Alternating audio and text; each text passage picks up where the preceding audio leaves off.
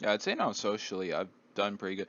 I think what changed my like approach towards socialization was definitely football, because you like even outside of the class, like I know as a lineman, whenever you're doing football, you have to constantly communicate, but outside, I actually had a decent friend group, and I was fairly chatty, and they were pretty chill with me being chatty. And really, it wasn't like a middle school or intermediate where they, because yeah, intermediate, I got told to shut the fuck up once, and it made me like reduce the amount of jokes or conversations I would throw around. But middle school,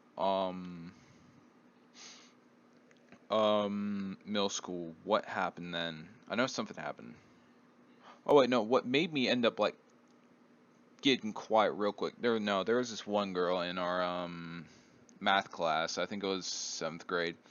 That just like told me to shut the fuck up directly, and it hurt more than the like guy near me where he's like, "Could you?" It was like, "Damn, dude, you talk a little bit too much. Could you be quiet, please?" I can understand that, but just tell me outright to shut the fuck up. That like hurt me a little bit, and it made me stop talking as much as I did, and it kind of made me kind of a shut in. And then freshman year, there wasn't really too much of a con to talking. Like I could pretty much yap all I want, and there were no issues with anyone. No one would really tell me to shut the fuck up unless I like was genuinely disturbing too many people. Ooh, we're bobbing a little bit, but that's fine. We're in the pearly white. My god, dude. But you know, um, being told to shut the fuck up was hard. Definitely intermediate school because that was whenever I was first in Texas and trying to get to know people. And really, whenever I was told to shut the fuck up, I kind of changed friend groups and I kind of fit more in with the there was one guy called Gavin. He was heavily autistic. We could like talk on and on during recess and also the day one. Like we chatted a lot since we were down the street. It was just we would it was perfect because we would chat a lot during school. We'd chat a lot outside of school, and we'd be outside playing around. Especially whenever I got my Traxxas RC. Um, that's whenever that's whenever we did socialize a ton because that thing was pretty fun. It was nice taking turns with that thing because it would do wheelies, it could do burnouts, it would hop jumps like crazy.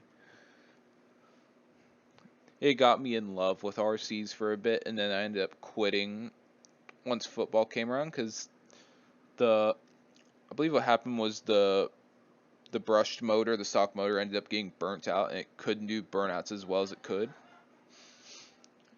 And then, well, it couldn't do burnout. It could do burnouts, but it couldn't do wheelies as good. So I ended up being disinterested by it, and it would cost like $200-ish to get working compared to putting $200-ish into a PC that I would like, where I could play like American Truck Sim and all that. So I put my money on the PC, and then just left the RCs. It was a very nice hobby to try out, but yeah, it just wasn't my thing particularly. But there's plenty of other friends that I would consider um day one, not day ones, but pretty close. Because they ended up accepting me as who I am, and they were absolutely chill with how they were very chill. I acted. They were very chill with the conversations I had. They were genuinely interested in some of them. Like there's a guy with a pickup truck that talked about how he wanted to drift it and shit, and I would always like give him tips on how to slide a truck. Like I genuinely was like looking around the interior because he had a 4x4 truck. I thought he could lock the rear diff, but there were no controls. It was kind of disappointing, but that kind of I'd say that kind of bonding was very solid. But yeah, I'd say well, I call them the trio. The trio basically was a very good friend group to me. It ended up helping me express myself a lot more. Ended up allowing me to talk more. Although the thing is, they were, mm, wouldn't say they were a more conservative friend group. My other friend group was a lot more conservative than they were, but they were 50-50 on like the ideas I thought of. Like I remember coming out as both well, I came out as gay at first. They were surprised, but they didn't really mind it at all. I was absolutely fine with them like I was absolutely fine with them being like surprised with it because of course I was big bulky fucking mustache and I was very expressive. Like I was like, "Oh, bad bitch," all that shit, and then I'd sit there and I'm like, "Oh yeah, I'm gay by the way, guys," and they were fucking confused, dude. The whole fucking trio was confused. And then what was it? I remember making a post. I think the post, yeah, talked about how I was also thinking about being a furry, and I was thinking about being transgender too.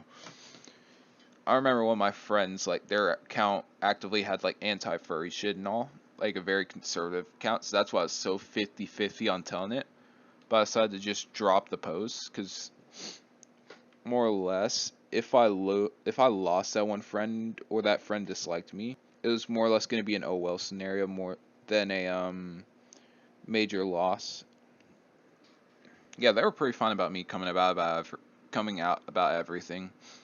And they obviously know I have anger issues because I hate fighting games with a passion. Fighting games or any kind of like Dark Souls related games, I just can't play because I easily get mad about them and will just like I have a crack on the spacebar of my keyboard because that's a common place where I smash shit in. Same with my steering wheel. I've punched it a couple times and I've cut my hand open sometimes because I've had people cut me off or ruin races. And that was I just realized I have my taxi on. Okay, we're good. But man, focusing on the blinking R, my bad. That's why I play a lot more simulation games. Like, I think I showed off my account, like my brand new Steam aesthetics, and yeah, you can see a lot of it was sim-related games, like ATS, flight sims, all that. The only game that I didn't get that was sim-related was all I look up is, well, I only look up and I see the ceiling. I think that's what it's called. I'm like pretty good game. It's a pretty calm story game. I think, and also it sounds very weird. I think that's only like me thing, but Postal definitely is one of those games that can help me relax. Or Ready or Not. Ready or Not has some stressful situations, but it's a very satisfying ending. The game that I hate with passion is Rainbow Six and Helldivers. Those two games get me so riled up because of how horseshit it typically is trying to survive in either of those games. But in this game, really, it's pretty nice. It's really hard to mess up because earlier I nearly stalled it, but I was able to recover it. I was pretty fine. And really, look at this. It's lovely. It's very big reason why I love these guys. I can understand my friends not wanting it because it's a very expensive game to get into, but I absolutely love it. Yeah, also I played Automation for a while, which I would build my own cars and shit, which was pretty cool.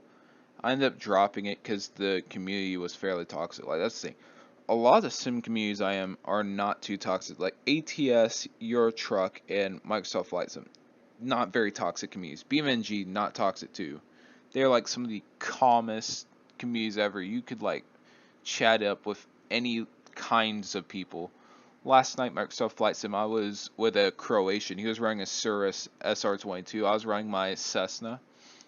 Had possibly the greatest time ever. We both were having a pretty good time telling each other's life stories and shit. Absolutely lovely. But if you go somewhere like Dirt Rally 2 or Automation, you will have, like, especially Automation, a game where you build cars and shit, you're going to be like inactively competing with others. And a lot of them love to critique very harshly on others and make it a very hard barrier of entry, which is why I personally do not affiliate with the automation community and do not like brandishing it too much. Like, I don't have it on my profile. I don't have it as a game showcase because I don't like the community in that game. But let's see, the anger issues really weren't too bad freshman year football. I was like a pretty softy guy. I like hated hitting other people. Like, opposite teams, I'd often like dap them up, handshake with them, all that, because it wasn't that serious. I just treat it like any other game. But I'd say outside, like sophomore year, junior year, I was not junior year this year. I've been pretty chill. A lot of people can say that. I've been like hanging out with freshmen, sophomores, having like calm conversations with them and all. I only pressed a senior because he was being like absolutely annoying to everyone, and he ended up making a threat that he was gonna pull a gun on someone. I could not fuck with him saying that. Yeah, I didn't like his threat at all, because I treat it as a genuine threat. I pressed him about it. He ain't said any threats like that so far this year, especially near me. He didn't say anything near me, which I take that as a win, in my opinion, because honestly, you shouldn't be slanging threats like that. There's other like freshmen slanging the N-word and shit like crackers and all, and it's really I can't do much about it. They're gonna have to learn type of situation. So it's more or less an oh well. I don't care about, like, I care, but I don't care enough to press them about it or talk to them about it. They'll learn from it for sure. I'm hoping. If they don't, it's gonna be a little bit rocky.